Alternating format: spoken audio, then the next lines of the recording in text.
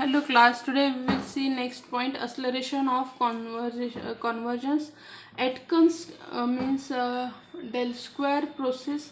तो देखते हैं एटकन्स प्रोसेस क्या रहती है from the relation that here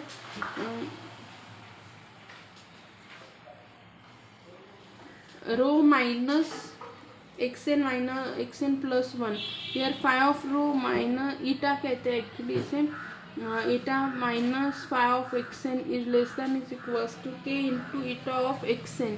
It is clear that the iteration method is the linear convergence. हमने देखो लास्ट इसमें हमने जो इटरेशन मेथड में लिया था ना, इस ईटा के पहले बजाय हमने क्या लिया था कि xn plus one minus xn.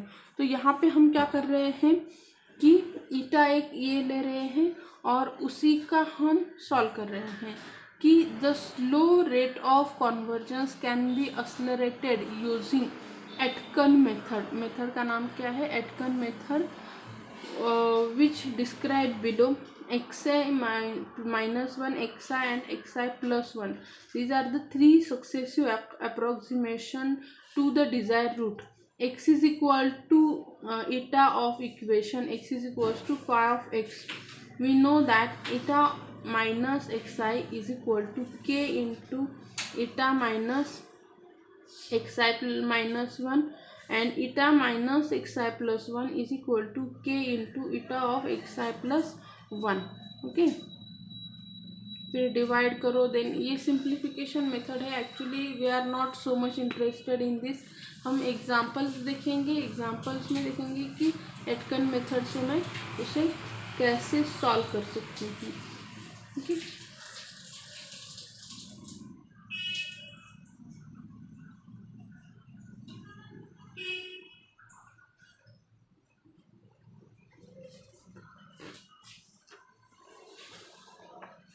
यहाँ पे देखो एक एग्जांपल है. रूल हम कैसे करेंगे, देखो Aitken method means del square method.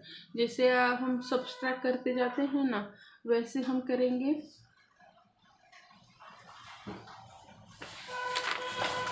तो इसके लिए देखो डेल आई हम कैसे निकालेंगे.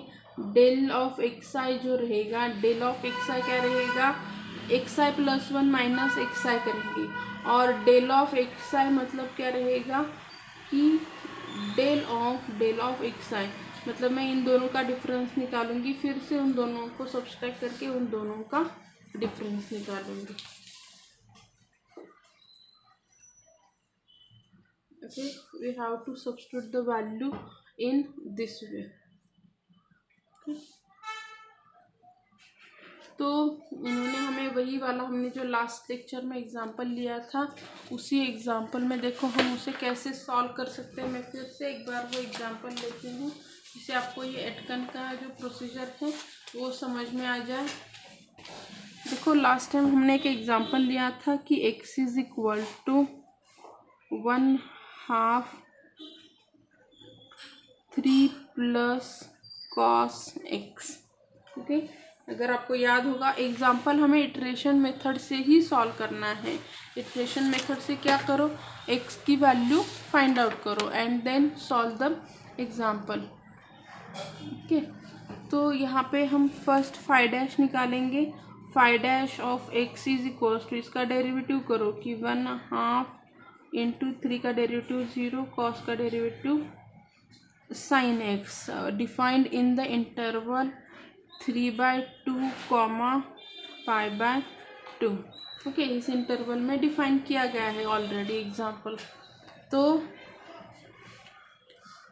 यहाँ पे हम इसे कैसे सॉल्व करेंगे कि पुट द वैल्यूज. यहाँ पे क्या हो जाएगा कि फाई डैश ऑफ एक्स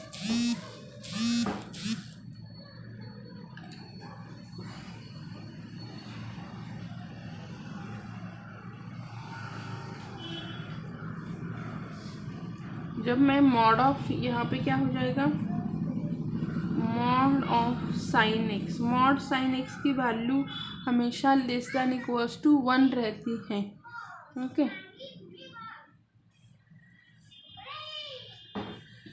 अगर मैं यहाँ पे epsilon is equals to 10⁻⁻⁴ consider करूँ तो यहाँ पे आपका क्या हो जाएगा, अगर 5' की वैल्यू 10⁻⁻4 करेंगे तो आपका यहाँ पे mod of xn-xn-1 is equals two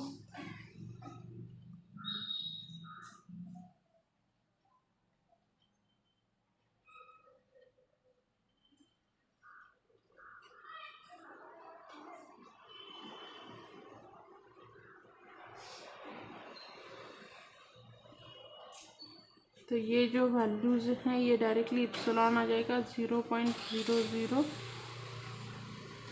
means 0. आप 1 तक उसे कंसिडर कर सकते हैं, कौन सा भी एक वैल्यू लेके।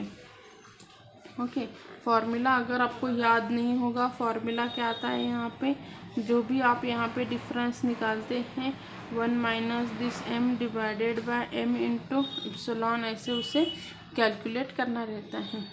ओके, अभी हम इटरेशन मेथड यूज़ करेंगे। x1 इज इक्वल्स टू, हमने क्या किया, चूज़ किया, रैंडमली चूज़ किया, ये 3.3/2 है तो मैंने रैंडमली x0 चूज़ किया, x0 मैंने 1.5 ले लिया। x0 इज इक्वल्स टू 1.5 है, x1 इज इक्वल टू क्या आ जाएगा आपका, कॉस ऑफ 1.5 प्लस 3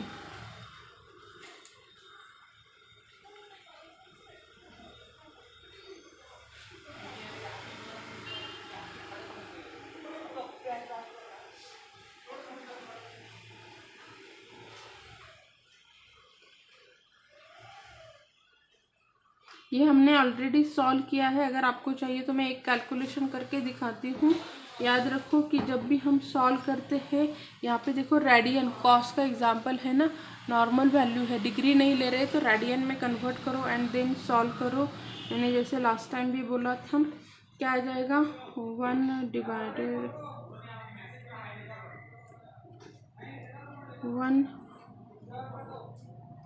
ये रेडियन मोड है इसके लिए नहीं हो रहा है, 1 divided by 2 into the bracket cos of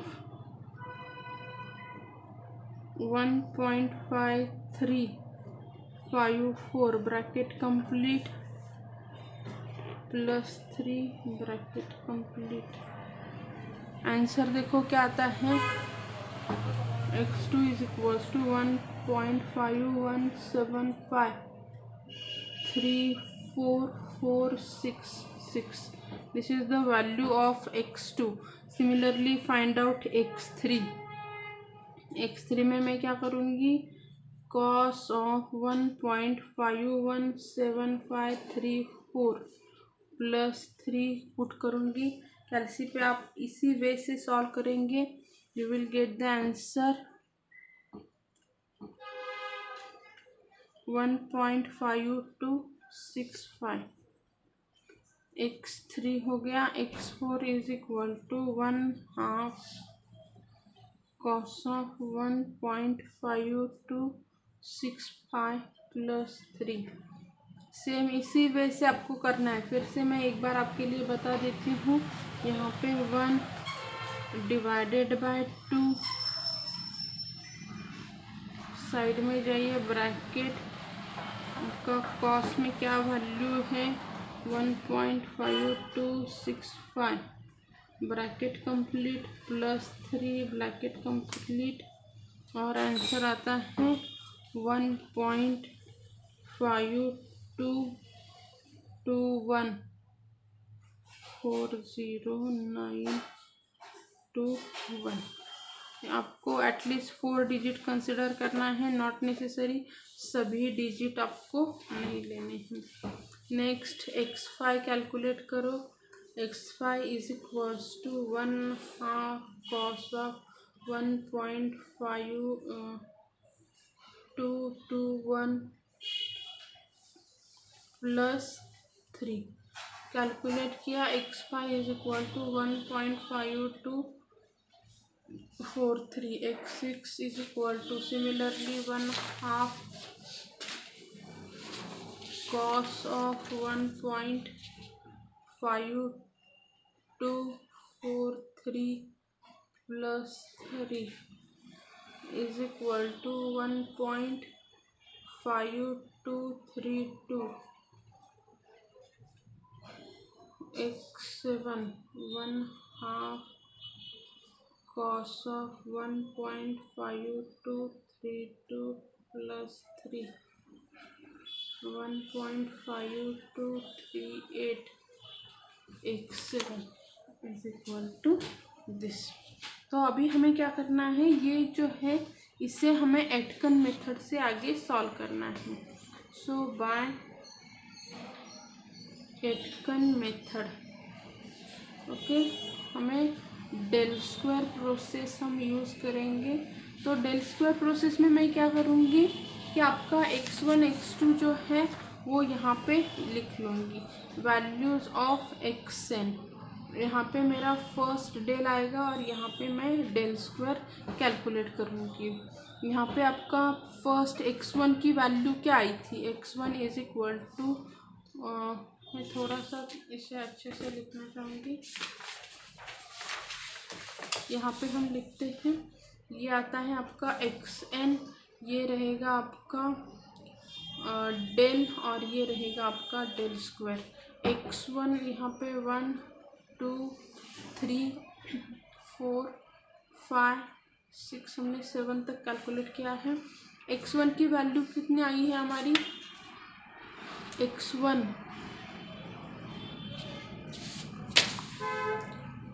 is equal to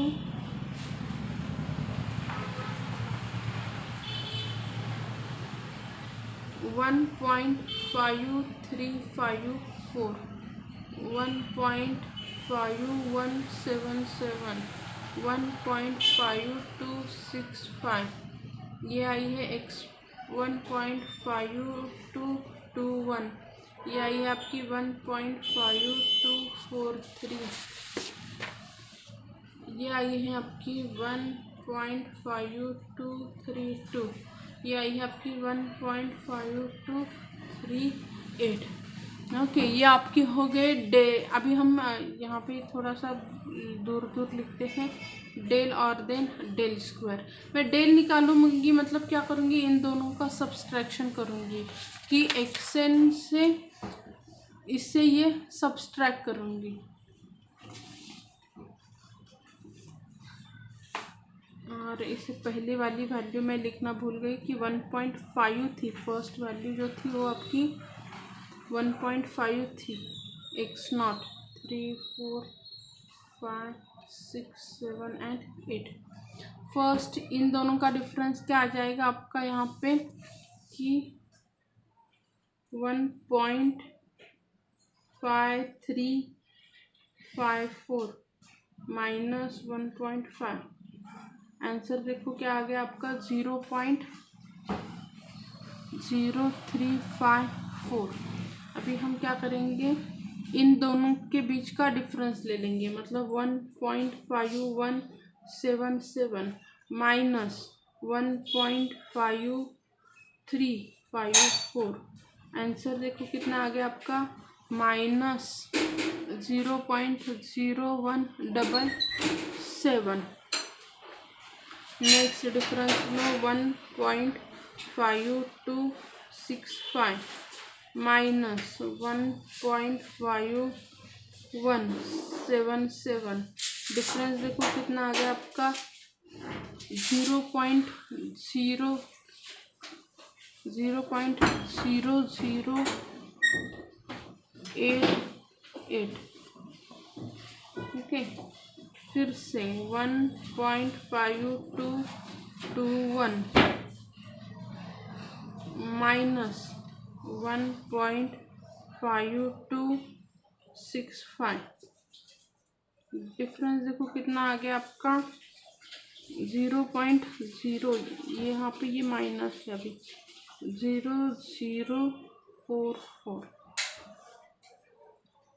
फिर से 1.5243 माइनस 1.5221, डिफरेंस देखो कितना आ गया आपका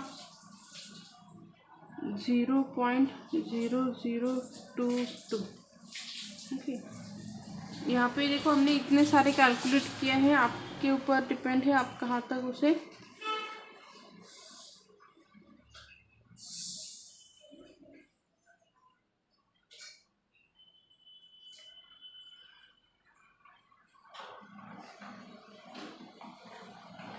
स्टॉप करेंगे। अगर मैं यहाँ तक स्टॉप करती हूँ तो यहाँ पे देखो इन दोनों का मैं फिर से क्या करूँगी, यहाँ पे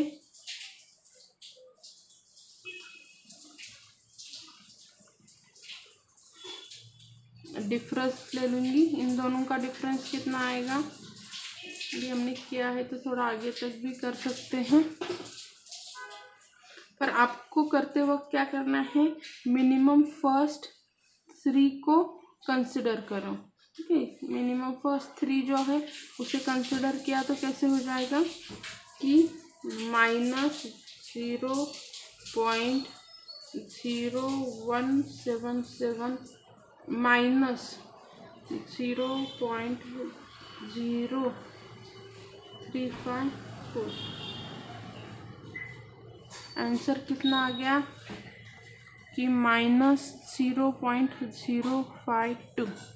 ओके, यहाँ तक देखो आपका ऐसे आंसर आ गया। अगर आपने ये भी कैलकुलेट नहीं किया, आपने सपोज आगे के 4, 5, 6 इटरेशन नहीं किए, तो मैं 8 कट मेथड से मैं कैसे करूँगी, बाय डेल स्क्वायर प्रोसेस से। मुझे फॉर्मूला हमने देखा है कि eta is equal to xi+1 minus del of xi bracket square divided by del square xi -1। तो ये जो आपका ईटा है इज इक्वल टू xi+1, मतलब मैं क्या करूँगी, यहाँ पे देखो ये जो वैल्यू है ये कैसे लेंगे हम, xi-1 की जगह मैं यहाँ पे 1.5 पुट करूँगी, xi की जगह पे मैं पुट करूँगी 1.5354, और जो xi+1 है 3 का ग्रुप करके मुझे क्या करने हैं, वैल्यूज लेने हैं। 1.5177 ले लिया, तो अभी मेरा xi+1 क्या हो गया कि 1.5177 minus del of xi। Del of xi की वैल्यू आपकी क्या आ गई, यहाँ पे डेल ऑफ xi इसकी वैल्यू क्या है, ये है आपकी डेल ऑफ xi की वैल्यू।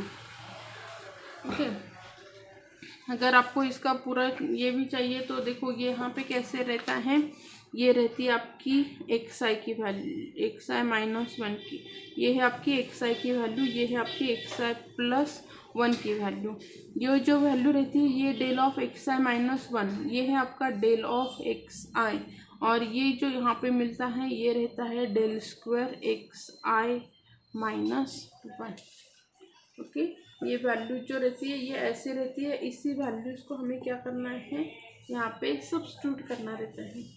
तो यहाँ पे देखो आपका डेल ऑफ xi मतलब ये वैल्यू सब्स्टिट्यूट करो 0.0177 डिवाइडेड बाय इसका स्क्वायर करना है, और divided by del square xi-1 मतलब क्या है आपका -0.052 रहेगा।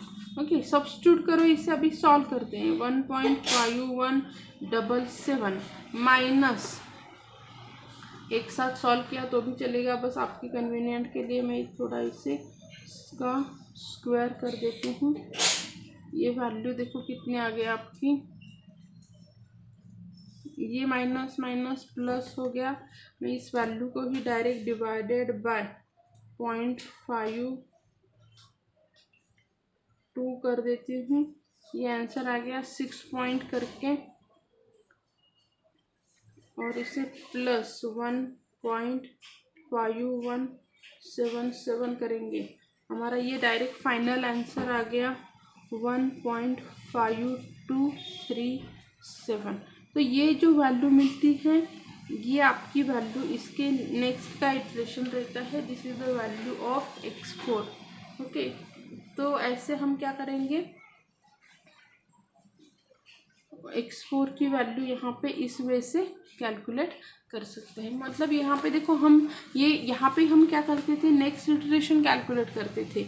और जो डेल स्क्वायर प्रोसेस रहता है ना, डेल स्क्वायर में आप क्या करो, ये एप्सिलॉन की वैल्यू कैलकुलेट करो, तो आपको क्या मिल जाएगा, आपका नेक्स्ट इटरेशन की वैल्यू मिल जाएगी जो आपको पता नहीं है। फर्स्ट 3 इटरेशन कैलकुलेट करो, यहाँ पे नॉर्मल इटरेशन मेथड से ये आपकी वैल्यू आती है। पर वहीं पे मैं अगर इटरेशन का आपका ये मेथड यूज़ करती हूँ डेल स्क्वायर का, तो आपको ये आंसर मिल जाएगा। Okay, so this is the way to find out the values.